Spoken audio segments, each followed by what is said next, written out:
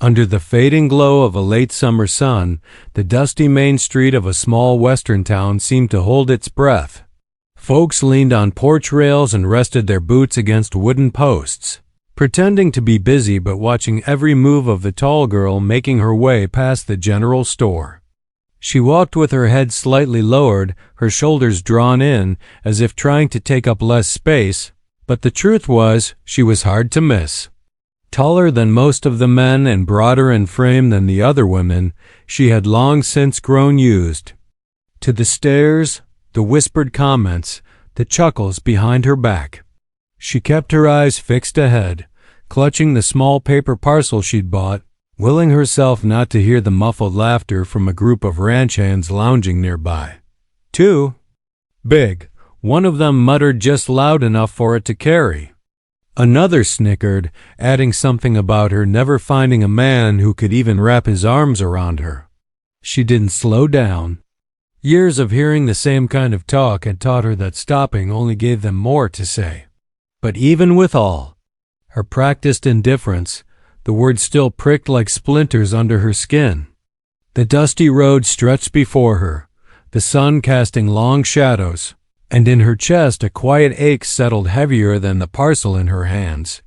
Life in the town had always been this way. She was strong enough to haul feed sacks and work alongside the men, but the same strength they relied on made her a target when they wanted something to laugh about. The smaller women, with their delicate frames and dainty steps, seemed to fit neatly into the picture this town had of what a woman should be. She had stopped trying to fit that picture years ago, but that didn't mean she had stopped feeling the sting when others pointed out she never would. That evening should have been no different from 100 others. She planned to head straight home, make a simple supper, and let the quiet wash over her. But just as she reached the end of the street, the sound of hooves broke through the murmurs of the onlookers. The deep, steady thud of a big horse's gait drew every eye toward the far end of town.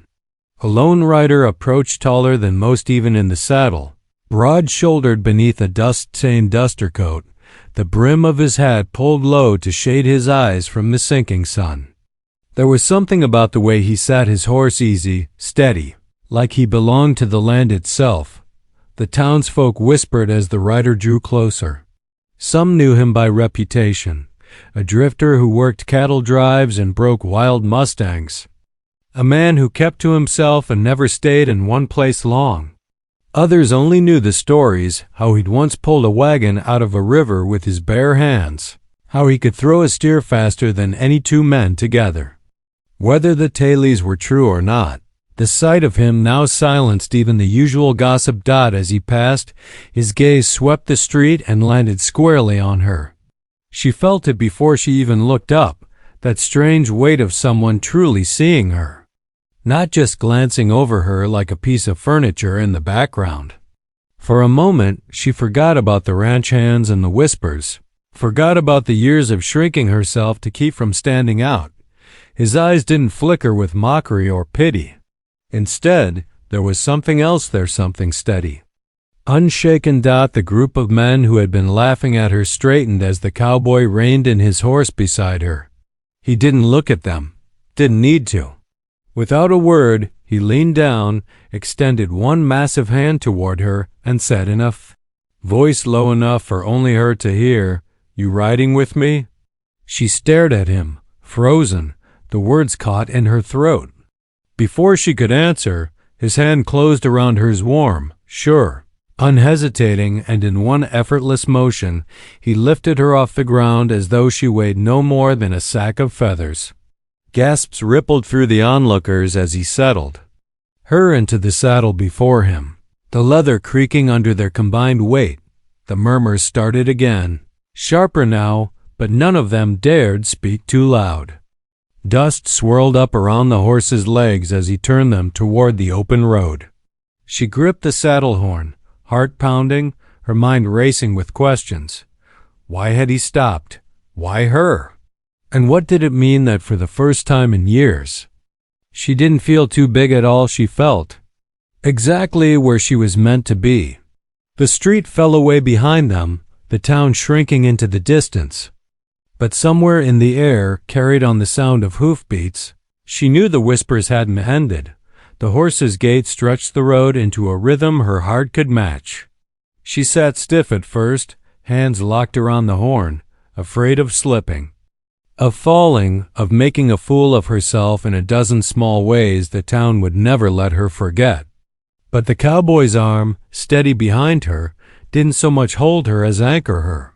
The leather warmed under the late sun, and a faint smell of dust and pine pitch rose from the saddle. Every creak, every measured breath from the horse told her this was a creature built for distance, for carrying weight without complaint. She felt like an apology was tumbling up her throat. Sorry, I'm heavy.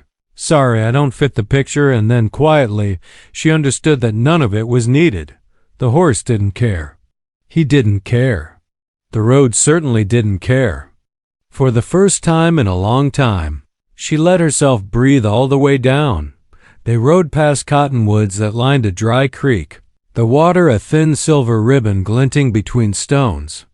The cowboy said nothing. He didn't press her to talk, didn't offer a story about why he'd stopped. That silence should have been uncomfortable, but it wasn't. It was the kind of calm that leaves space for a person to decide who they are.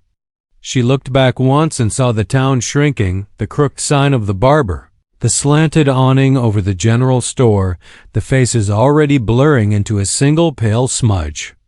She thought of home, a cabin with a stovepipe that clicked as it cooled at night and a table nicked by knives and elbows and time. She pictured herself walking through the door later, trying to explain how she'd ended up on a saddle with a fae. Man the whole county called a giant, trying to explain how shame had been swallowed by something braver, even if she didn't yet have a name for it. Her past had never felt like much of a story. She'd been big from the start. As a kid, she was taller than the boys and strong enough to carry 2 pails of water when they struggled with one. People praised that strength when there was work to be done, moving fence posts, loading hay, hoisting barrels, but called it too much the rest of the time. At dances, she shuffled to the wall and watched the smaller girls float out like feathers. When she tried to join in, partners looked up, startled, as if she'd stepped over a boundary written in the wooden floorboards.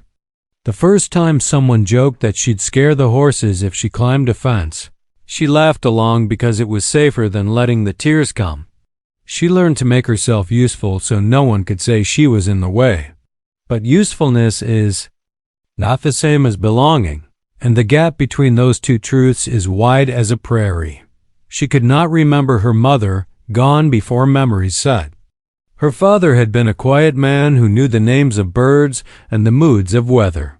He'd taught her to work like the land depended on it and to keep her chin level when folks were mean, because meanness, he said, is just another kind of wind.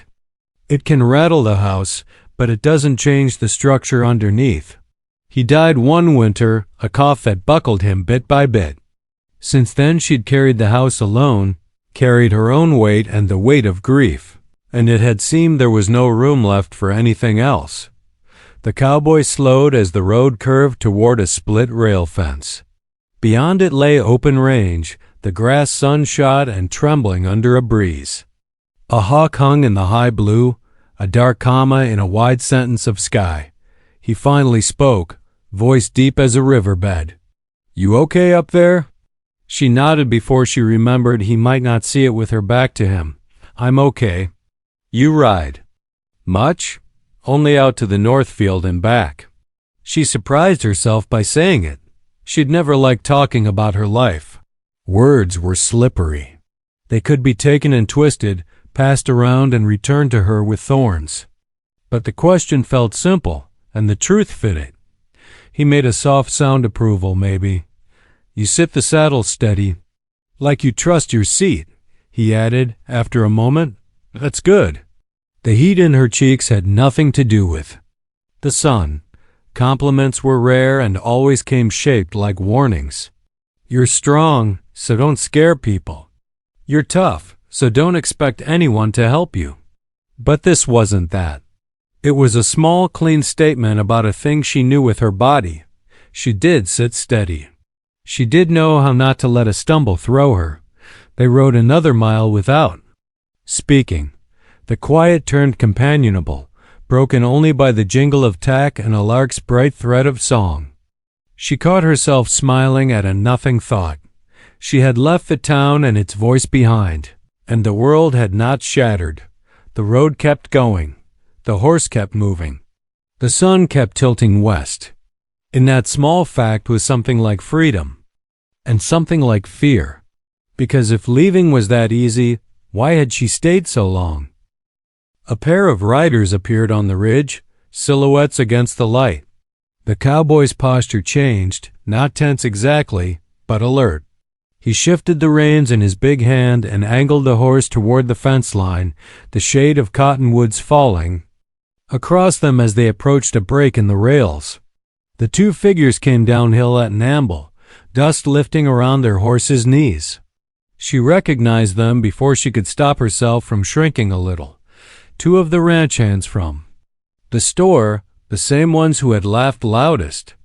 They looked smaller now at a distance, their meanness not enough to make them any taller. The cowboy neither slowed nor sped up. He waited by the gap in the fence like a man ready to go one way or the other. The riders pulled up, glanced at her. Quick surprise, interest, something else, and then addressed the cowboy with a chummy grin that didn't reach their eyes. "Evening," one said. "Didn't figure you for hauling freight today." The cowboy looked at the man long enough for the grin to falter. "Evening," he answered. "You boys need something?" "Just checking the range," the other said. "Heard there's a stray bull on the north section. Mean one. Breaks fences." "Bulls don't break fences without reason," the cowboy said. "Same as men." The first rider's mouth twitched. "You headed out that way?" "Maybe." The cowboy's tone flattened, not unkind, but final. "We'll be on." It was the sort of talk men used when they wanted to act like nothing was happening while everything was happening. One of the riders tipped his hat at her, a movement so mock gallant it made her stomach lurch. She stared past him, at the far ridge where yuccas stuck up like spears. The cowboy nudged his horse forward. The other two made way, and there was a moment, a held breath, when the road offered three choices. Then the moment passed, and the only choice that mattered was to keep moving. When the ridge fell behind them, the cowboy said, "You know those boys?" "I know their kind."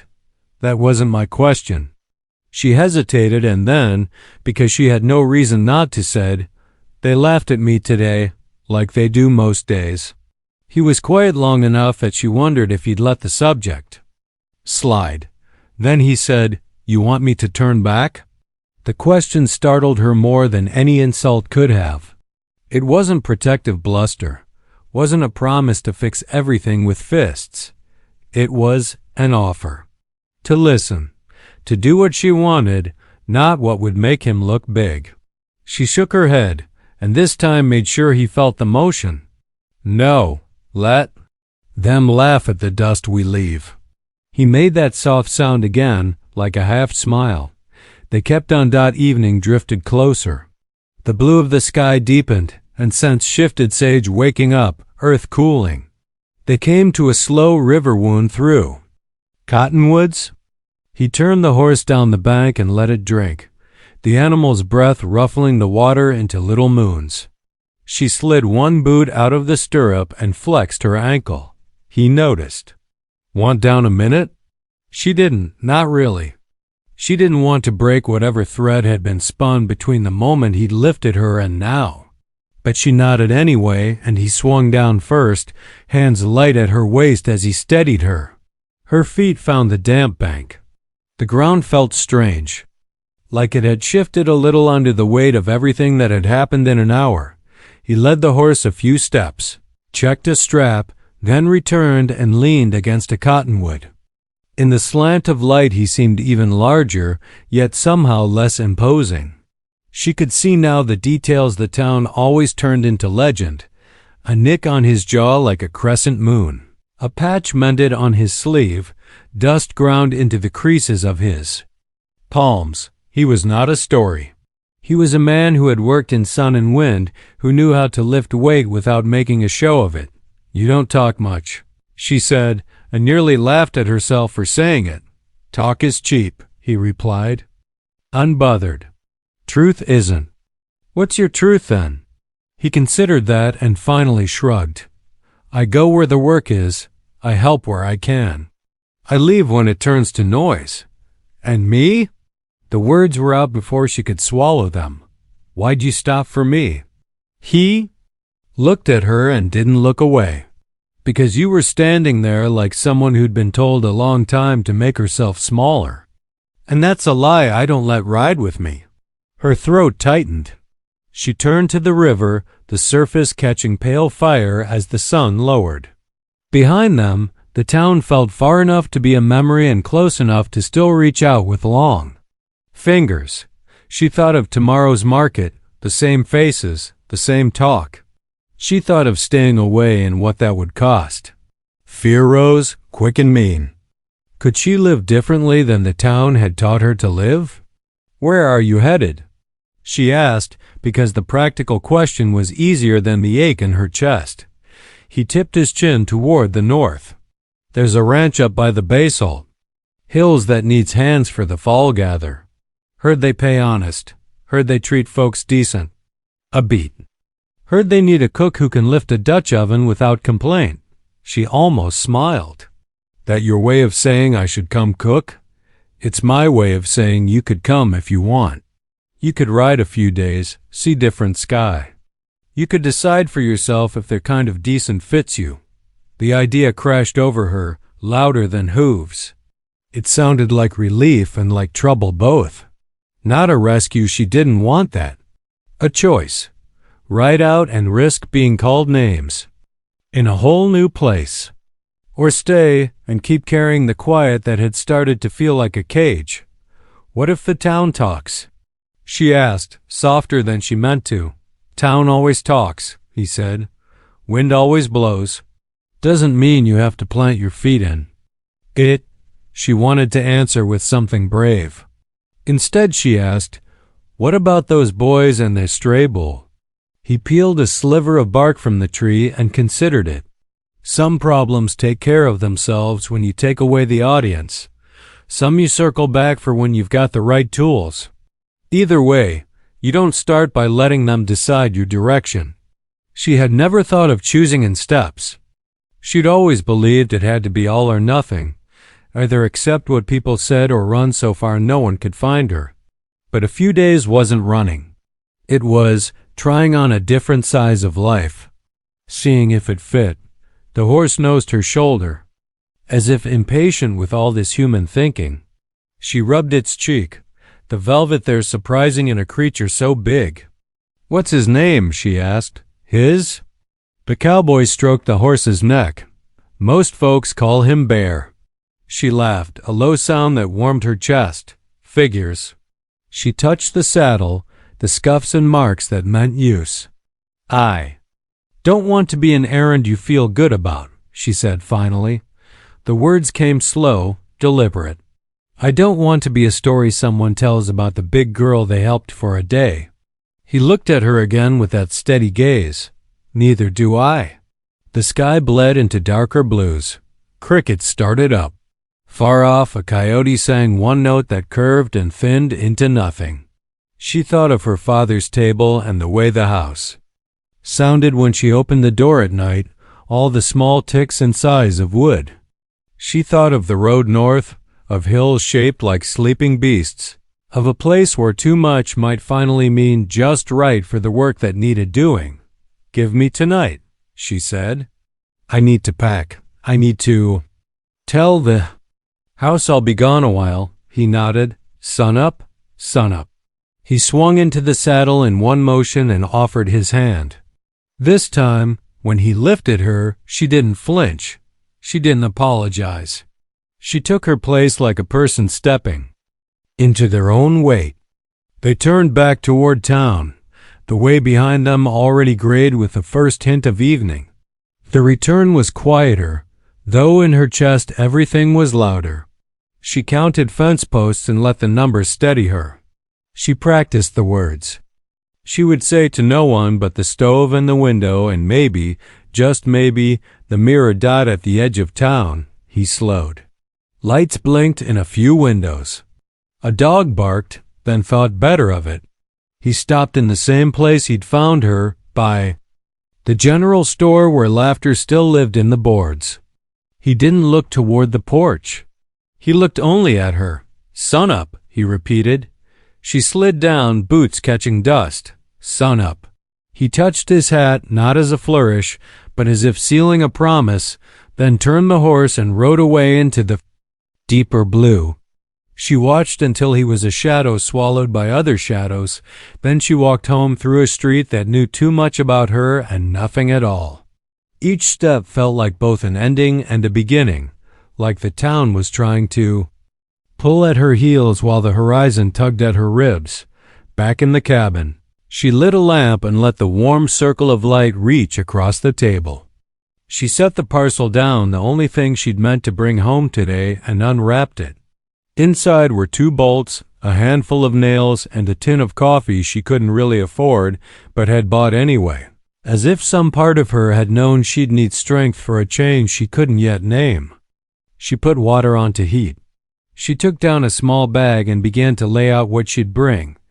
A clean shirt, a comb, a tin plate, a book with pages she knew by heart, a square of ticking her father had stitched when his hands were still steady.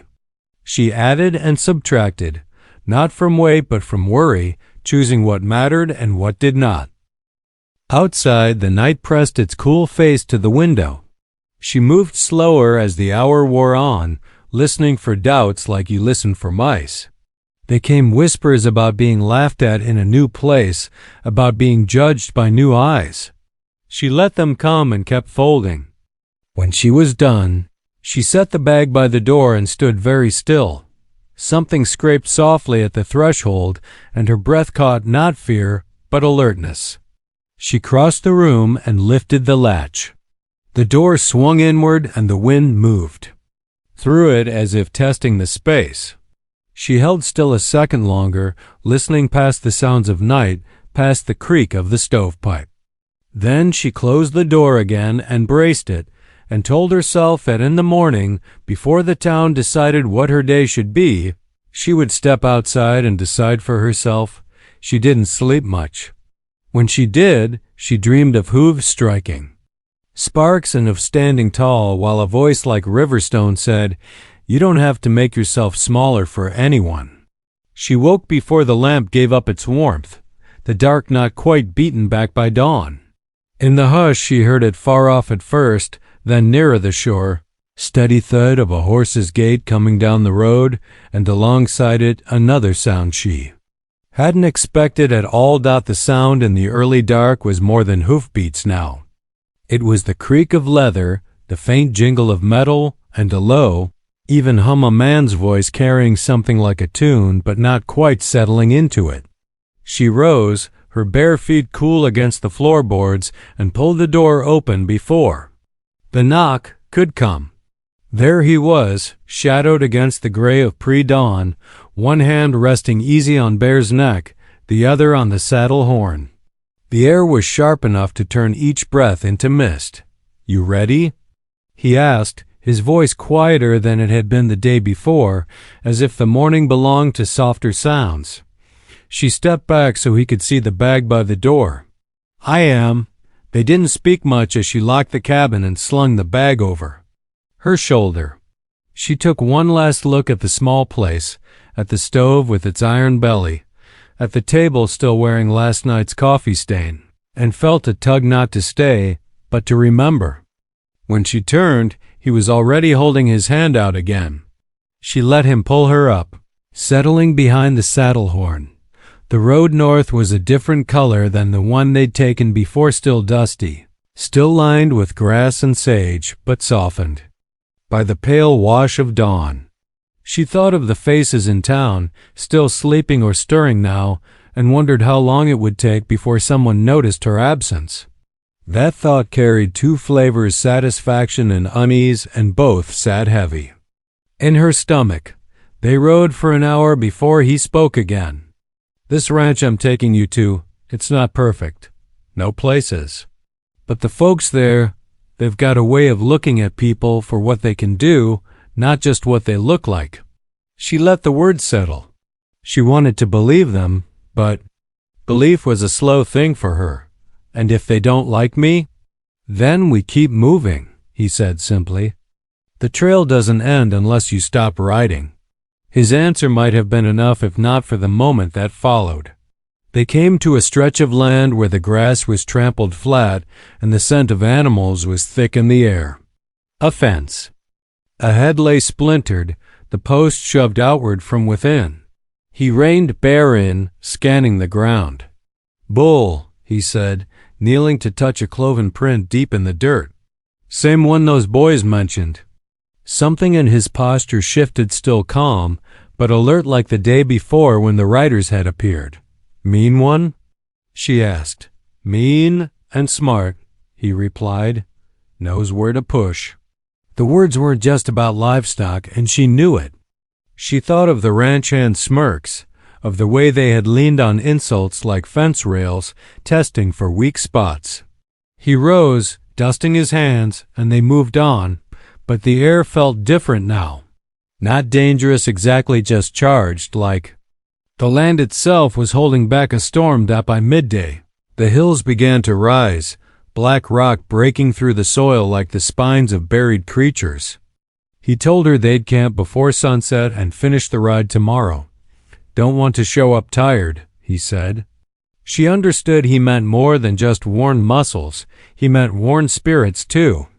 They stopped in a narrow valley where a thin stream cut through the grass.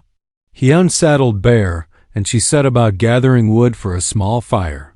It felt strange to move around in this open place without the weight of curious eyes on her. The silence was broken only by the trickle of water and the occasional call of a raven circling overhead. As the fire caught, he sat down beside it, resting his elbows on his knees. "You left without saying goodbye to anyone?" She shook her head. "No one to say it to." Then, after a pause, "And no one who would care much if I did." He studied the flames. "That's the thing, though. Sometimes the ones you think won't care are the first to notice you're gone." She didn't answer. She didn't want to admit that a part of her wondered if the ranch hands had noticed by now, if they were telling some version of her story on the porch, turning it into a joke before it even had a chance to become her truth. Later, as the shadows lengthened, he went to check the perimeter, saying something about signs of cattle or coyotes. She stayed by the fire, watching the light drain from the sky. When she heard a sound behind her, a twig snapping, light but deliberate. She turned quickly, but it was only a man's silhouette at the edge of the valley. Not him, someone else. The figure didn't move closer, just stood there watching. She rose slowly, heart thudding, unsure if she should call out. Before she could decide, the man turned and melted back into the brush. Moments later, the cowboy returned from the opposite direction. "You see someone?" he asked, reading her face before she even spoke. "Yes, just now. Didn't get a good look." He glanced toward the ridge but didn't chase. "Could be nothing. Could be something. Either way, we keep watch." She didn't press him, but she saw in his eyes the same calculation he'd made when the riders approached in town. She had the sense that whoever had been there wasn't lost, and wasn't friendly. That night she lay under a blanket of stars, the fire a dim ember beside them. Sleep came in fits, broken by the occasional rustle in the dark. Once, she thought she heard hoofbeats far off, then nothing but the slow breathing of Bear. Each time she woke, she told herself the ridge had been empty, that the stranger was just another traveler. But the unease clung to her, making the night longer. By dawn, they were moving again. The hills grew steeper, the air cooler. The cowboy pointed out landmarks, a cliff shaped like a horse's head, a cluster of aspen that turned gold early in the year, but she could feel his Attention split between the trail and whatever might be behind them. When the ranch finally came into view, a cluster of buildings in a shallow bowl of land, ringed by pasture, it didn't look like much. But smoke curled from the chimney, and figures moved in the yard tending to chores. It looked lived in, real. They hadn't yet reached the fence when a rider approached from the opposite direction. This one wasn't a stranger. She recognized the shape before the face came clear, the same broad-shouldered ranch hand who had tipped his hat at her 2 days ago with mock courtesy. "Well now," he said, reining in. "Didn't think I'd see you out this way." His eyes slid to the cowboy, then back to her. "Got yourself a new crowd already?" The cowboy didn't answer, but the air between the two men tightened. She sat very still, suddenly aware that this was more than just a chance meeting. The ranch hand's smile carried no warmth, and his eyes kept flicking toward the hills as if expecting someone else to ride up. Whatever was happening here, she understood this much. It wasn't just about her size or the teasing in town. This was part of something larger, something she hadn't yet been told. And for the first time, she realized she wasn't sure if the road ahead would give her more freedom, or pull her into a fight she didn't even know she'd agreed to. The cowboy's horse shifted under him, the leather creaking in the heavy quiet that followed. She could feel the air thickening, that same charged weight she'd sensed back in the valley when the stranger had appeared at the ridge.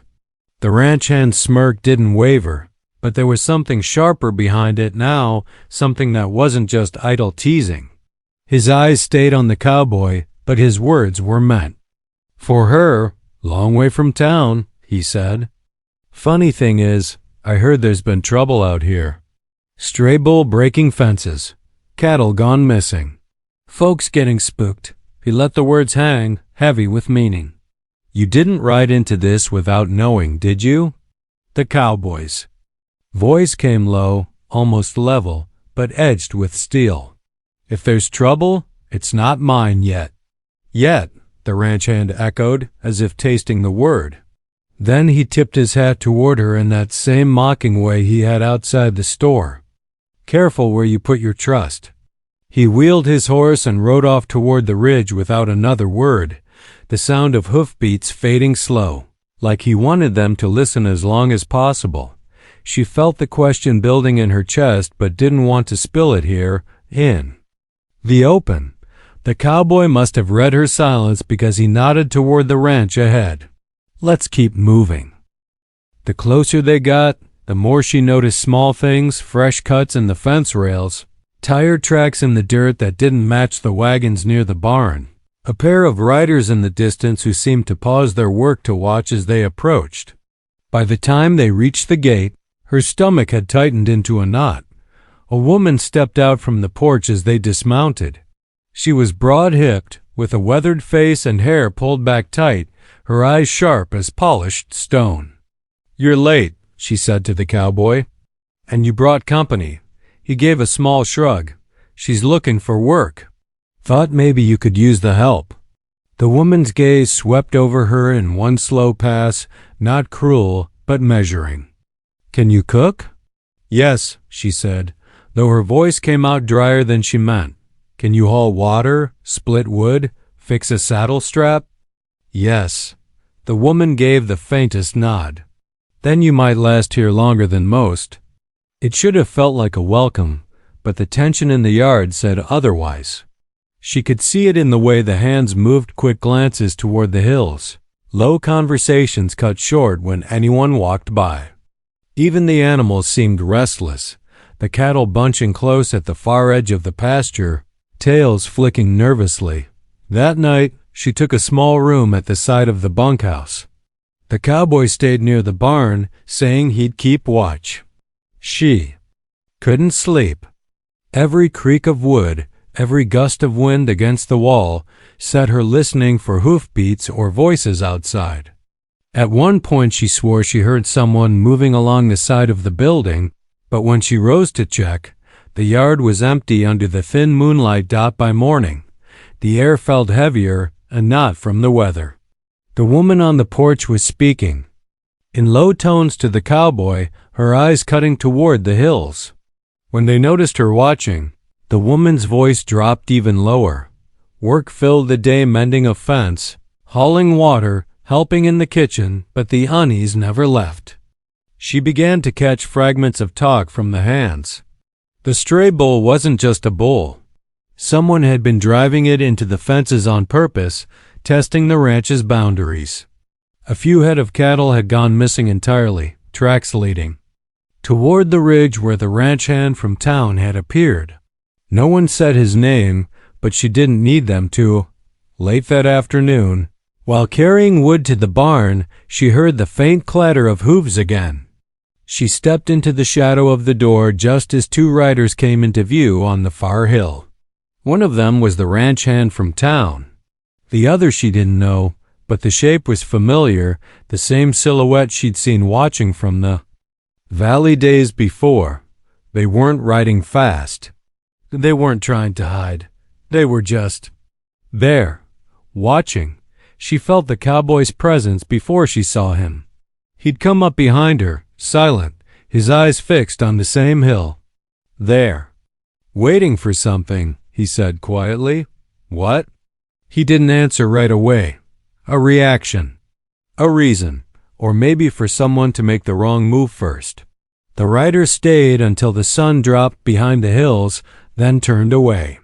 But their absence didn't bring relief, only the feeling that the space between the hills and the ranch had grown tighter.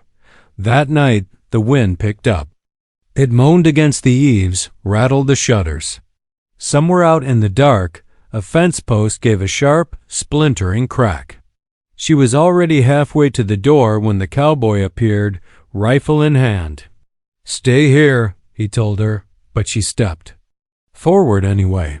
You said I shouldn't let anyone else decide my direction, she reminded him. He studied her for a second, then gave the smallest nod. Fine, but stay close. They moved through the yard together, the cold biting through her sleeves, the smell of dust and pine in the air. Past the last outbuilding, the ground sloped down toward the outer pasture. That's when she saw its shadows moving where they shouldn't be, shapes between the fence posts. Not cattle. The cowboy's hand lifted, a silent signal to stop. The shadows froze too, as if they knew they'd been seen. Then, one by one, they turned and slipped back toward the hills without a sound. She stood there in the cold, her heart hammering so hard she could hear it. The cowboy lowered the rifle, but didn't relax. It's not over, he said quietly. It's just starting. And she realized that whatever she'd thought this journey was about leaving town, finding work, proving herself, it was now tangled in something larger, something that could break more than fences if it wasn't stopped. And the worst part was, she couldn't yet tell if she'd stepped into a fight that was his, or if it had already become hers. At first light the wind calmed, and the ranch woke to that brittle stillness that comes after a long night of listening. She stoked the kitchen fire and poured coffee for anyone who came by the door. Men took their cups with tight mouths, eyes sliding toward the hills.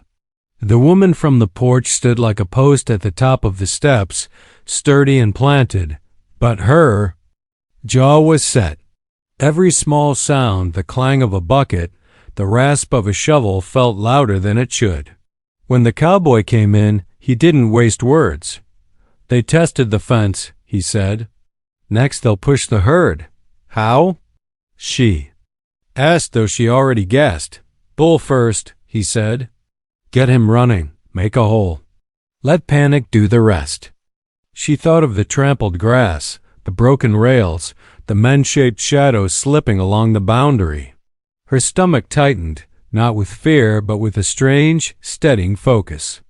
The kind that comes when there's finally no more room for guessing only. Doing. Late morning, a rider from the northeast pasture came hell-bent into the yard, dust boiling behind him. Gates down by the creek, he shouted. Bulls out. Cows bunching. The yard moved like someone had kicked a nest. Men ran. The woman snapped orders, her voice cracking like rope. The cowboy swung into the saddle and looked at her. "You know the low bend by the cottonwoods?" he asked. "I do. Meet me there. Bring 2 chains and the long pry bar. We'll need weight." Weight. For once, the word didn't sting.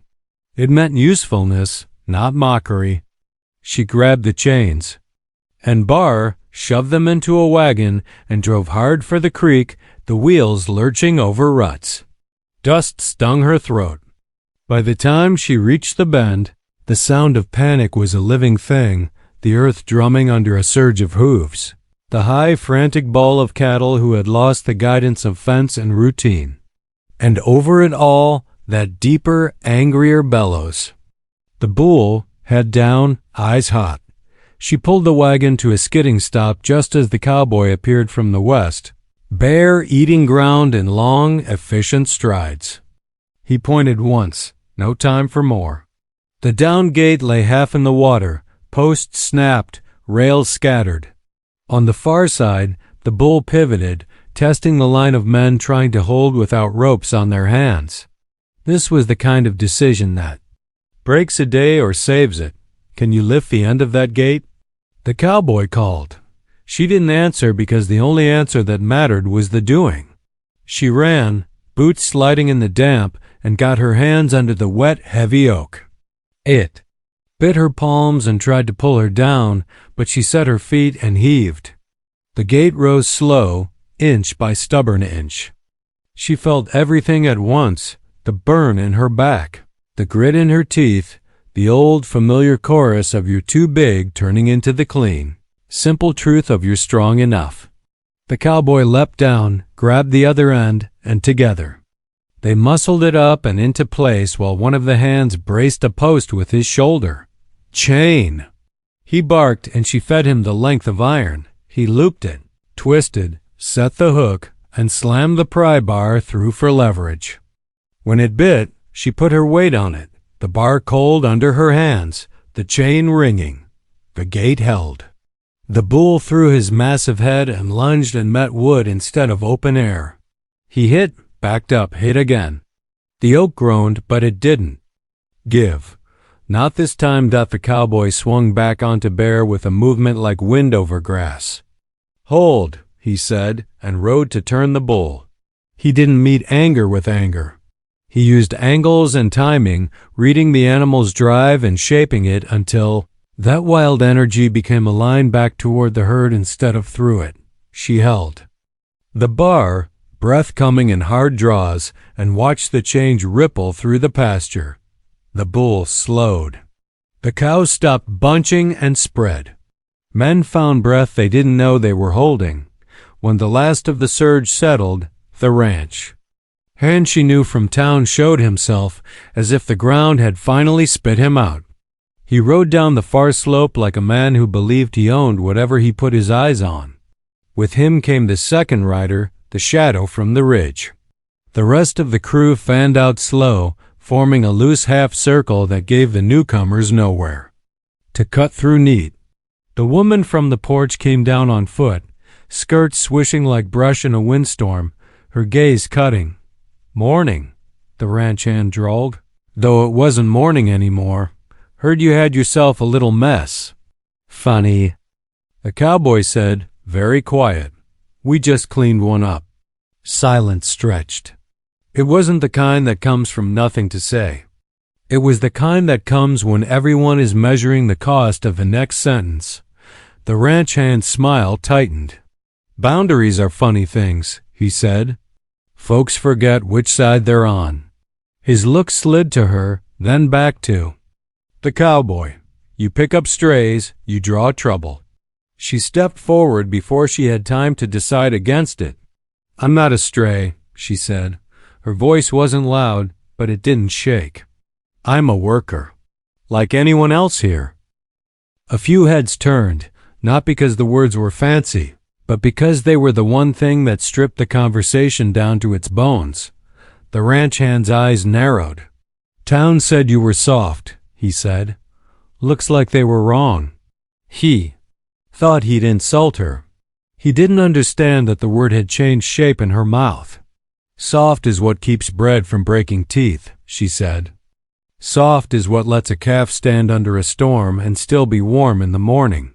She put her weight back on the bar, felt the chain hold. Soft ain't weak, you meant big. And big is what kept that gate up. A murmur moved through the line of ranch hands. Not laughter, agreement. The woman on the porch didn't smile, but something eased at the corners of her eyes. The cowboy didn't raise his rifle because he didn't need to. He just sat bare with that easy, quiet strength that had stopped a street full of gossip 2 towns ago. You testing fences again tonight? He asked the ranch hand. Or you done? The man on the shadow horse shifted. He had the look of someone who expected a quick victory and found himself knee-deep in mud. The ranch hand lifted his chin. You can't prove nothing? Don't need to, the woman said, voice like rock. She lifted a piece of wrench handle she picked from the creek bank, pitted with rust, smeared with fresh oil. When things break, they speak.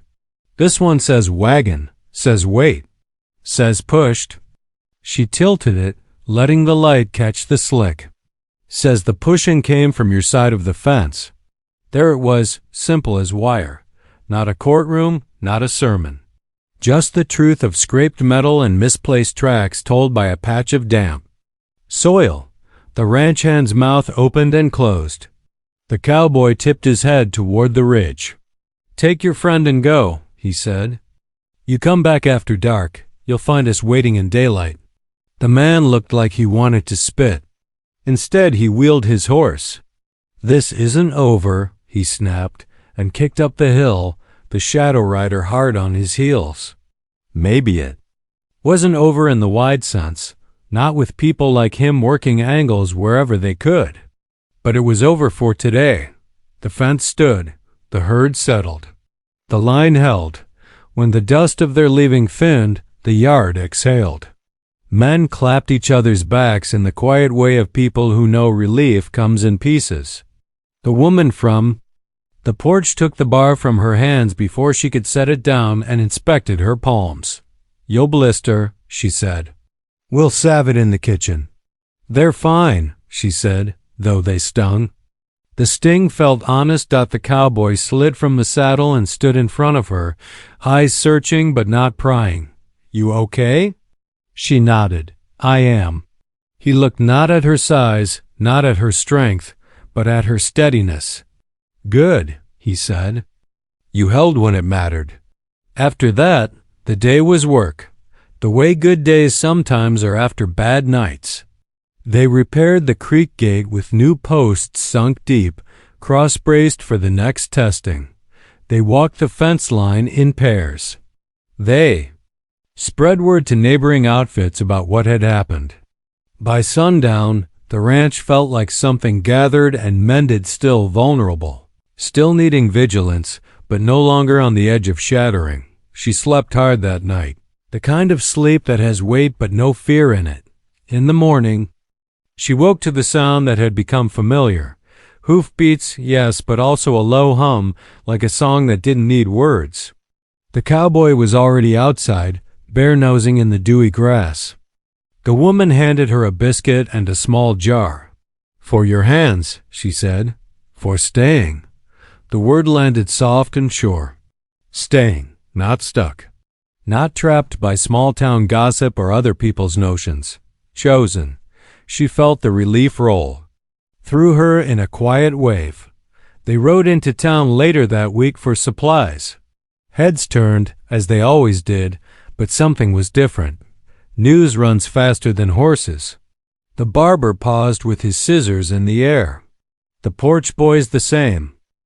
Ones who'd laughed shifted their weight, suddenly interested in their boots. One mumbled something that might have been a greeting or an apology, or just a nervous sound because silence was louder than laughter now. She didn't need them to speak. She didn't need their approval like a coin dropped in her palm. And the cowboy loaded feed and flour, nails and lamp oil. At the counter, the storekeeper slid a small tin of coffee across with a nod and said, On the house. She nodded back.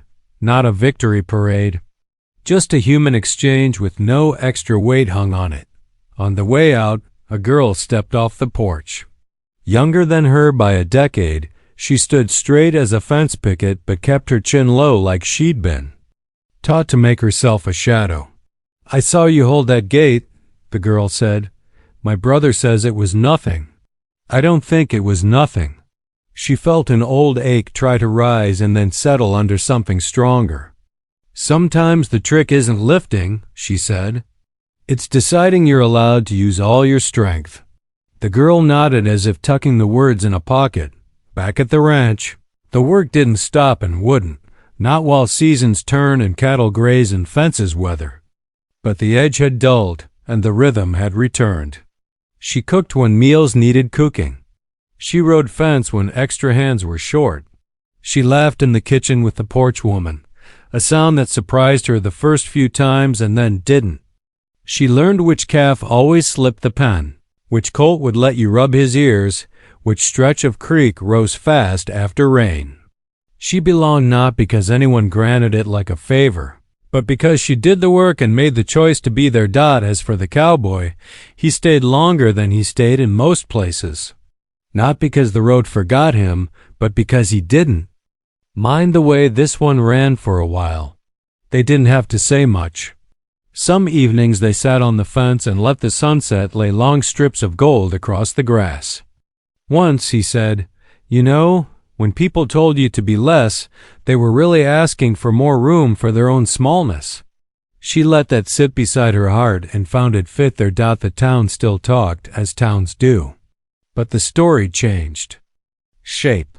It became less about a big girl and more about a woman who held a gate when it mattered, about a ranch that didn't break, about a bull turned by patience instead of rage. People came by for coffee and stayed long enough to tell their own versions, because that's what small places do to keep themselves going.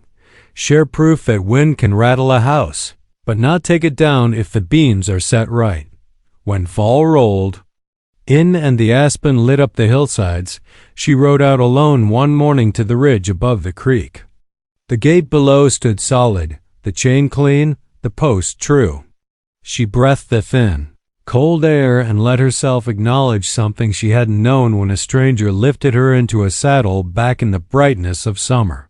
It wasn't the cowboy who made her strong. It wasn't the ranch that made her worthy. They had only given her a place to put strength to use and worth to work. The rest had been waiting in her the whole time, like a seed packed tight until rain finds it. On the ride back, she passed a family wagon headed toward town. A little girl stood on the seat, braced against her mother's hip, waving big, unafraid. She waved back big too. No one flinched. No one laughed. The road kept going under Bear's steady stride, and the fence line slid by, straight and true. She thought of all the words people throw around to make sense of things: body positivity, Western romance, small-town drama, ranch life, self-worth, resilience. They were fine words, useful for shelves and headlines. But the day-to-day of it was simpler. You wake up. You do your work. You help hold the line when it's your turn. You don't let the way you were mocked become the way you speak to yourself. And when someone offers you a hand, not to fix you, but to ride beside you, you can choose to take it. That night, after supper, the crew drifted out into the yard, drawn by a sky so clear it looked freshly washed.